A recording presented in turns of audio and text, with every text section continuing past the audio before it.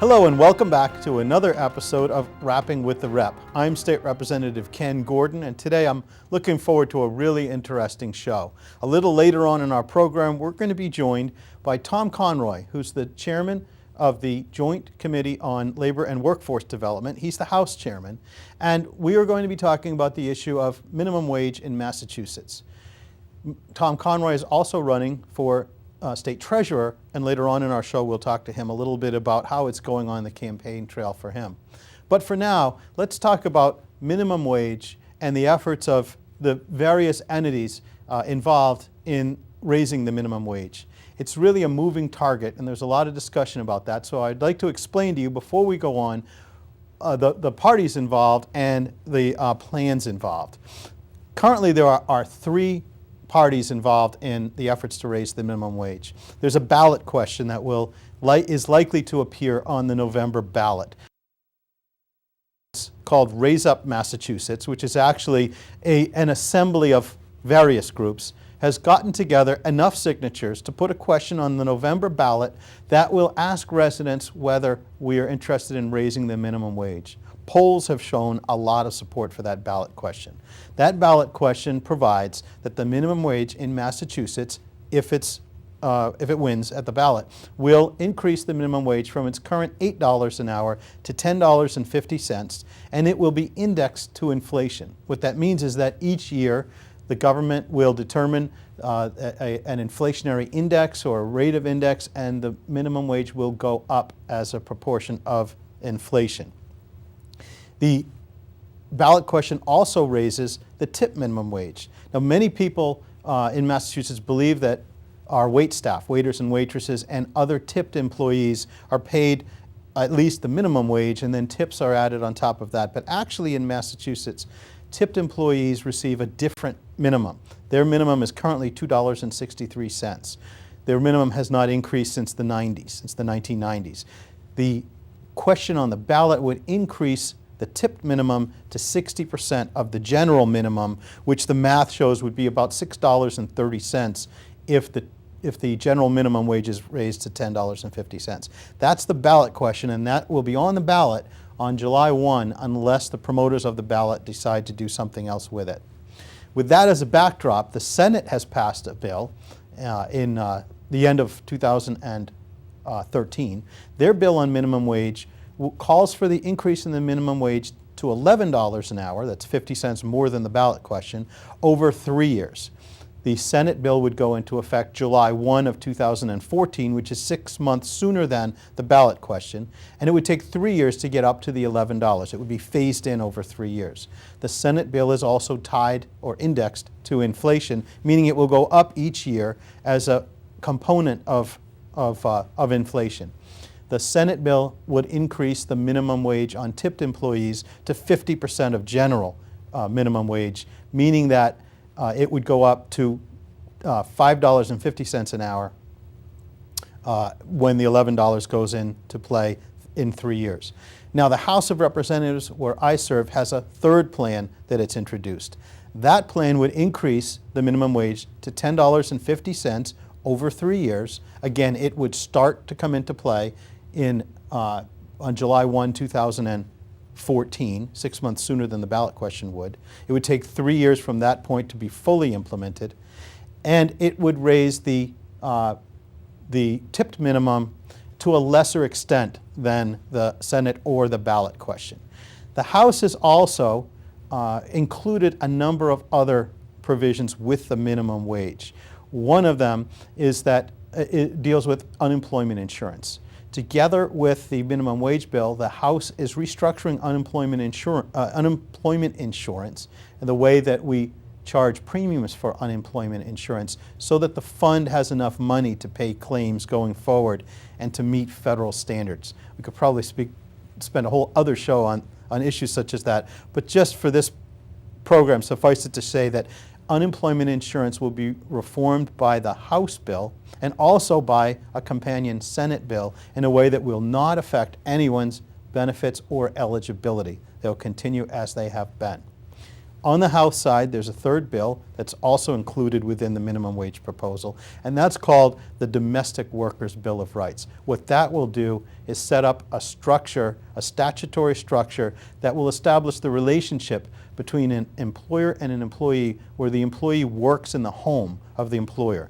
This typically occurs in the case of a live-in nanny that's caring for children, or a provider who moves into the home of a senior or a disabled person, in which the person is not only employed by the person with whom they live, but that person also becomes the landlord, and the worker is on the job site essentially 24/7 because they live there. So what this would provide is some statutory structure to determine what are the hours that this worker is expected to work, how much time do they have for rest, what access do they have to leave the work site, the home, to do personal matters, personal things. So this is all in play. These are the three levels of analysis that we're talking about when we talk about raising the wage. With that, we're going to turn to a discussion of the implications and what we think is likely to happen going forward with respect to the minimum wage with House Chairman Tom Conway. So with that as a backdrop, we welcome Chairman Tom Conway from the Joint Committee on Labor and Workforce Development. And where do you think this is headed, the minimum wage in Massachusetts? Well, we're going to be debating this on the floor tomorrow, and so it's a really exciting time. I think we are going to have, I hope, the highest minimum wage in the country by the end of this legislative process, and hopefully a bill in the governor's hands by July 1st of this year that gives working families, particularly those at the lower wage scale, a big boost in their income with a dollar increase in their hourly wages. It's interesting because I know how hard you've been working in the past months. Actually, we've both been working hard Exactly. on this bill. You've been a great partner in that regard, Ken. It's been great working with you on the committee. And what are some of the highlights that you want to talk to the viewers about that they can expect to see as these negotiations proceed through the House and the Senate? Well, we're trying to increase the minimum wage from where it is right now, $8, up to at least $10.50 an hour. That's a 31+% increase in the minimum wage for folks at that lower end of the wage scale. So very proud about that. And the fundamental, I guess, tenet here, Ken, is that if we put more money into the hands of working families who don't really have disposable income right now, they're going to spend it because they need to spend it. They need to spend it on food, on housing, on clothing. And if they do spend it, as we expect, that's going to lead to higher consumer demand, more economic growth, and most important, more job growth. So that's something I'm really excited about. That's one of the key tenets of the bill. There's a couple other pieces here that are quite important too. There's a tipped minimum wage increase for the first time in 15 years. If you've got waiters and waitresses out there that are listening, they will be able to get a raise as well in this to the tune of at least 30% and hopefully higher. One of the things that we're going to be talking about on the floor tomorrow is whether or not we can see that tip minimum wage edge up a little bit more towards 50% of what the minimum wage is. Yeah, I know that tip workers, they're entitled to get the general minimum wage if their tips don't add up to as much as the general minimum wage. That's correct. But in some of our communities, especially some of the gateway communities and some of the restaurants elsewhere where cash is more the form of payment than credit cards, I think it would be difficult sometimes to account for all of this and to enforce those workers' rights. So this would give them a better opportunity to see more of that money come to them. Exactly right. It's sort of a more secure guarantee of at least some decent wages. And quite frankly, it's something that other states look at and say, well, why not just make that tip minimum wage as high as the minimum wage itself? And in fact, 7 states do that. And it's something that hasn't really hurt the restaurant industry. No. So there's other models out there that are pushing us and pushing me and I think you and others to advocate for an even higher tip minimum wage than what we may end up getting through this process. Yeah, as you say, California is one state that has none at all. Exactly and we right. know that Napa Valley does quite well. Quite well, Great, yes. Great yeah. restaurants there. The restaurant industry in California is booming. Yeah. One of the things I'm proud of is that we had heard earlier that there was some pressure on House leadership to tie the increase in the minimum wage to unemployment insurance reform that might affect benefits or eligibility. That's right. But now what we see is that there will be reform because we've got to have enough money to meet the federal standard, but that reform won't affect anyone's benefits or eligibility going forward. That's exactly right, Ken, and I think we should all be proud of the fact that we're not going to be taking away benefits from folks who are already disadvantaged. They've lost their job. They're struggling to find that next job, and we don't want to be taking away benefits or making it more difficult to actually qualify. We had an opportunity here after the Speaker of the House gave me a mandate as the chair of the committee to say, look, I want to package this minimum wage bill and the unemployment insurance reform bill together, and I want them to be addressed simultaneously. And I made the appeal back to him, well, that's fine, Mr. Speaker, as long as we can define exactly what the parameters of that unemployment insurance reform are. And I'm proud to say that we did achieve what the Speaker wanted in terms of packaging the bills together and offering some benefits, I shouldn't say benefits, basically a tax cut to the business community. Hopefully that will stimulate some job growth too. But we protected those benefits and that eligibility criteria for those who are already unemployed. And I thought that was a great way to address the issue and reform in a way that made sense for our working families as well as for the business community. We should talk about that for a minute because, as you say, reform of the unemployment insurance program was necessary. We have to make sure that we're meeting those standards so that we have enough in the reserve fund That's right. to handle our needs. Right. We've done that, though, in a way that will give that will lower the premiums for most businesses here in Burlington and Bedford in this district. That's right. And for many businesses across the Commonwealth. That's right. Can you talk about that? That's important because as businesses are looking forward to seeing how they're going to be reacting to the new legislation before them, they shouldn't overlook the benefits that will come their way as well. Absolutely. I mean, the way we reformed the unemployment insurance structure and system was, in essence, to give virtually every single company in Massachusetts a tax cut over the course of the next 4 years. And it is a 4-year plan. So this is something that we hope can lead to perhaps more job growth, more investment in people, working people right here in Massachusetts by businesses. And it's what the business community wanted and asked for. They wanted a tax cut. They point out that the Massachusetts unemployment insurance system is a relatively high tax compared to other states, which is true, and so we did make that cut. I would also just let your viewers know that one of the reasons, or the key reason, why we have an unemployment system that does have a high tax is we're one of the highest wage states in the country and one of the highest cost states in the country. So it makes sense that those taxes are relatively high compared to other states.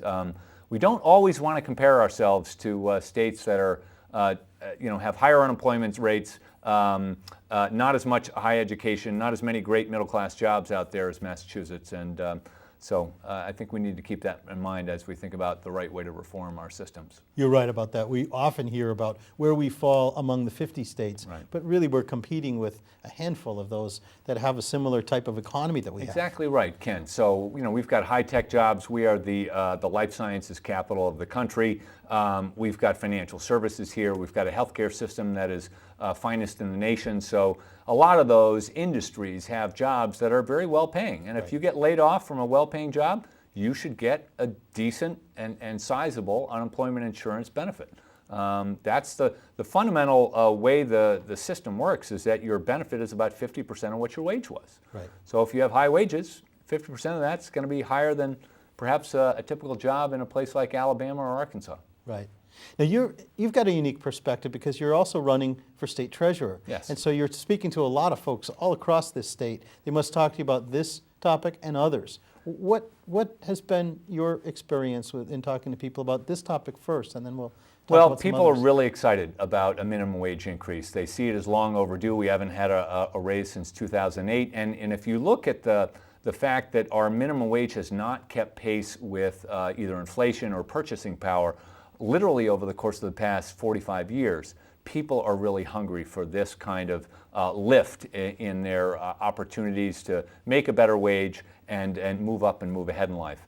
we really have a lot of folks out there who are struggling on the margins. And I have been traveling all around the state, Ken, as you mentioned. And if you get outside of 495, there's really a different economy out there. We have, for example, unemployment rates in some of our gateway cities like New Bedford and Holyoke and Lawrence and Pittsfield and other places that are clearly in the double digits and approaching 20%, which is really kind of frightening. Those are almost Depression era type unemployment rates. So we need to do more to give more opportunity to folks and grow the economy in those places. The other thing that's really sort of frightening when you think about it is that there's 500,000 people who are working in Massachusetts right now, Ken, who are making less than $11 an hour. Right. 500,000 people. That's about 17% of our workforce. That's right. That's a lot of folks, and they need a better chance, as I said, to pay the bills, move up, move ahead. Very difficult to raise a family making less than $22,000 a year, given the high cost of Massachusetts. So these are some of what I've heard. These are some of the issues that I feel passionate about, and I want to continue to address these issues of economic justice and income inequality as the next treasurer of Massachusetts. Yeah, thank you for saying that, because it's a fundamental issue here in Massachusetts, because we talk about homelessness, which we have a terrible problem with.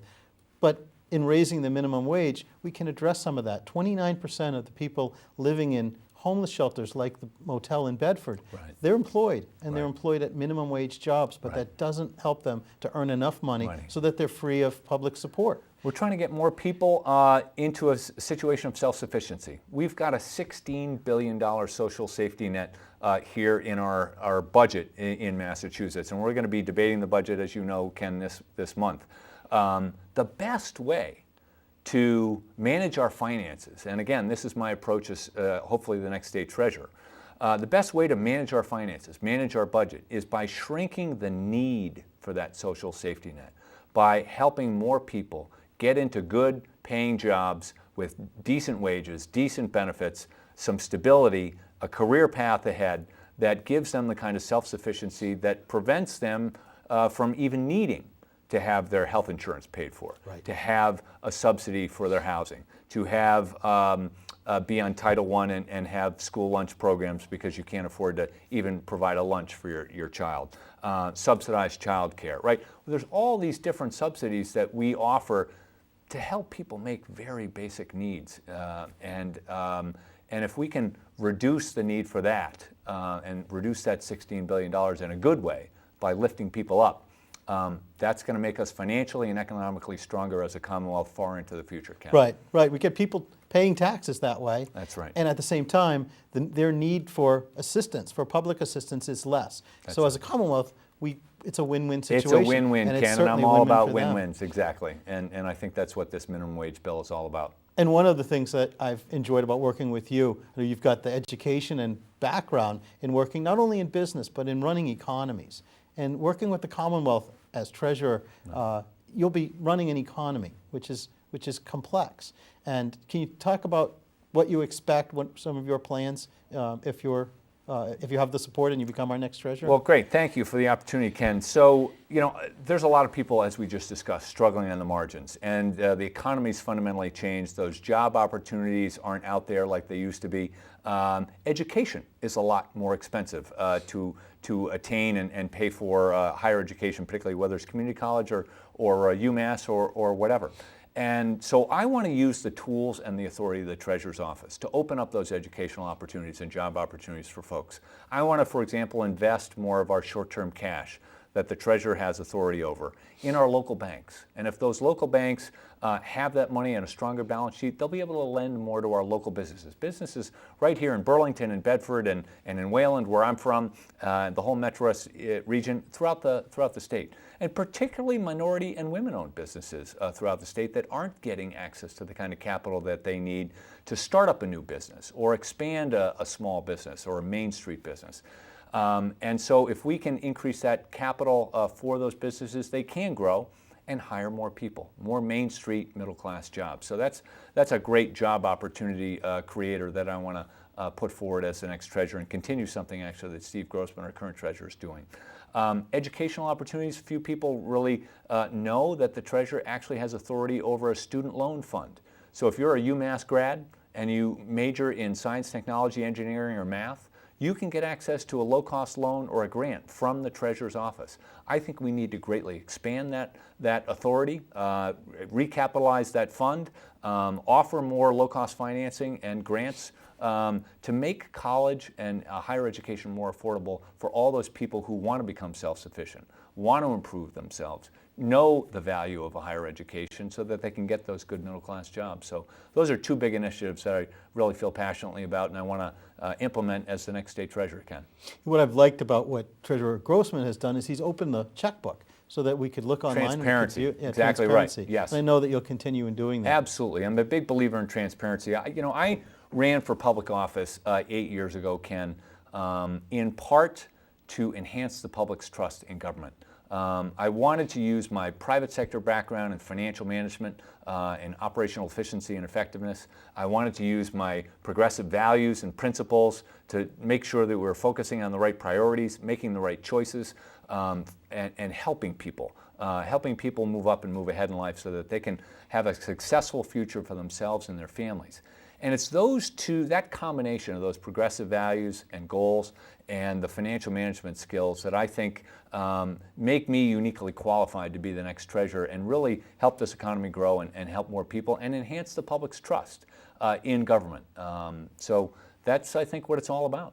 You know, what I find interesting is along with the values that you're talking about, your experience includes your years of working with risk analysis. Yes. Companies like Marsh Inc. Marsh Inc. and Marsh McLennan Companies, exactly. Right. So, you know, to every side of a good investment, there's a risk associated with that. And that risk and return on investment versus the risk is something that I've been schooled in with my education. I've got graduate degrees in economics and I've got an MBA in finance. I also, as you mentioned, from some pretty good schools too. Well, you're kind of saying that, but also, you know, when I worked in the private sector, in the financial services industry, in risk management, you really understand that interplay between risk and return. And that, of course, if you're managing, for example, as the treasurer does, a $58 billion pension fund, it's all about risk and return. If you're managing the lottery, a $5 billion business, a lot of that's about risk and return too. And I've got a bunch of project management experience, which is very related to what the school building authority, which is another responsibility of the treasurer's office, is all about. Managing the operations around and the project design and build and financing around rebuilding perhaps school buildings right here in Burlington or Bedford. Certainly I had a very intimate experience in Wayland with the rebuilding of the high school just in the past couple of years with the school building authority under the auspices of the treasurer's office. So I've got a lot of experience. It's very relevant to this office and I hope to put it to good use. Yeah, here in Burlington we've had a couple of schools that have just been built. In Wilmington they're building the high school now. That's great. Some of these are going on now and it'll be great to continue to be involved in these experiences. Talk about what else, since you've been in the state legislature, what are some of the experiences that you'll bring in to serve as state treasurer?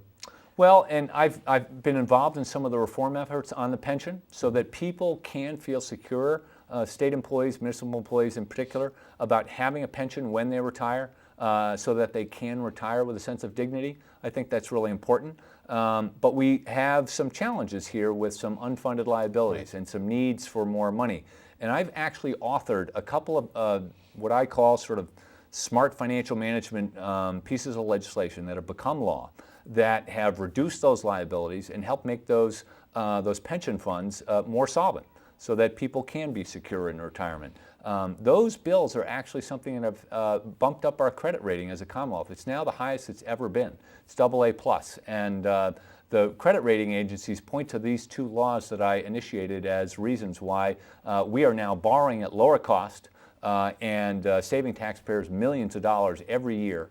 And we can, of course, use those savings and apply it towards better education, more municipal aid from the state to cities and towns, better public health, better public transportation, et cetera. So again, another situation, Ken, smart investment management and win-win situations that we've put in place to help everybody. Just like with the Unemployment Insurance Trust Fund, I know you've been dealing with issues like mandates dealing with retirement benefits and Yes. healthcare benefits Right. that have been hanging over our heads. That's right. Because in a poor economy, we haven't been making some of the deposits that we otherwise would That's have. exactly right. But Massachusetts is no different than any other state. because Some most states are a lot worse, exactly. much worse. and- Yes, and much hardly worse. any state has Right. kept up. Right, that's So exactly with right. an eye toward managing that risk and managing those liabilities, I look forward to seeing some of the solutions that you work toward. Absolutely, and I became a student of these issues as soon as I walked into the legislature 8 years ago. I got recognized by the chairman of the committee at that time and the governor's office as a guy with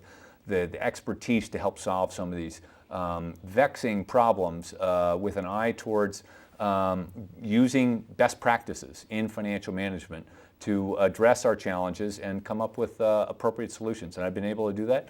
I want to do that as the next treasurer in a whole bunch of different areas. I remember going to one meeting where the topic was water resources. Yes. And that's another area that you've been involved with. Yes. They're sort of all over the particular issues that affect our towns and cities. And some of these you're great to point that out. The treasurer has authority over a financing mechanism to help municipalities, cities and towns throughout the Commonwealth renovate, restore, rebuild our water infrastructure. And we take it a lot for granted, as I think you know.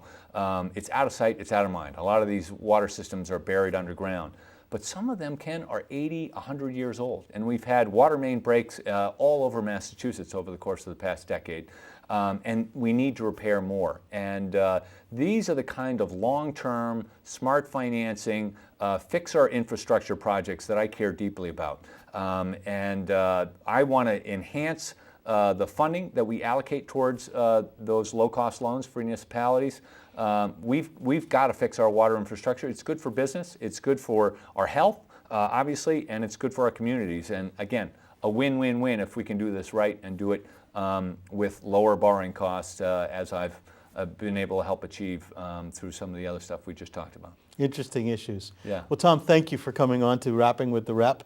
Thank you for our discussions. Thank you for being with us. Now, this will be a little interesting because what we're going to do is a little different. In a few weeks, on the 24th of April, we're going to convene with a group from Bedford, from Burlington, and the Chambers of Commerce from the various areas. When at that point, you've heard Tom mention that in the next few days we'll be meeting in hearing, debate, and voting on the House version of the minimum wage and unemployment insurance reform. We'll know a little bit more. I'll be there to take your questions at that point, and anyone is welcome to attend. So until then, this is Ken Gordon. Thank you for watching Rapping with the Rep.